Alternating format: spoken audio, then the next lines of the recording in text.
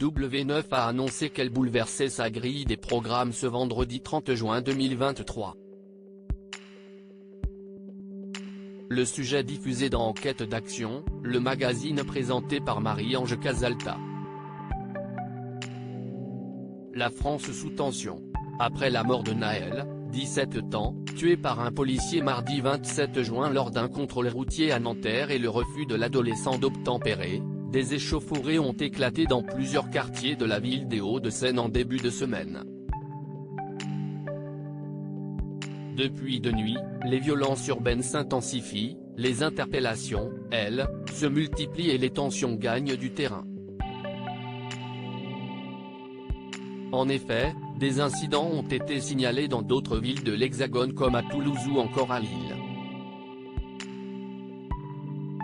Mort de Naël, W9 bouleverse sa programmation du vendredi 30 juin 2023 suite aux émeutes qui éclatent en France. Ainsi, en raison de l'actualité, la direction de la programmation de W9 a annoncé le bouleversement de son antenne pour la soirée de ce vendredi 30 juin 2023. Initialement, le magazine de reportage Enquête d'Action présenté par Marie-Ange Casalta devait diffuser un numéro consacré aux pompiers des Bouches-du-Rhône en les suivant dans certaines stations balnéaires très fréquentées de la région, à l'instar de Martigues ou encore Vitrolles. Un nouveau numéro d'Enquête d'Action diffusé ce vendredi soir à la place, afin de coller aux événements qui chamboulent le pays depuis quelques jours, l'émission va proposer une soirée spéciale intitulée Refus d'obtempérer, pourquoi la France s'embrase. Chaque jour, plus de 27 000 cas sont recensés dans l'Hexagone. Un chiffre qui a doublé en 10 ans.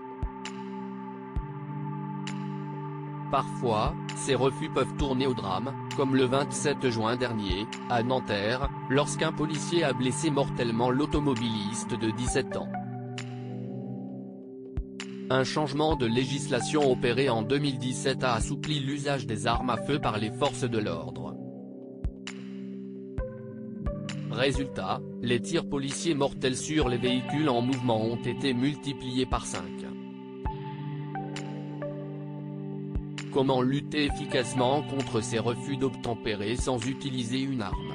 Qui sont ces Français qui prêts à devenir hors-la-loi pour éviter un contrôle routier?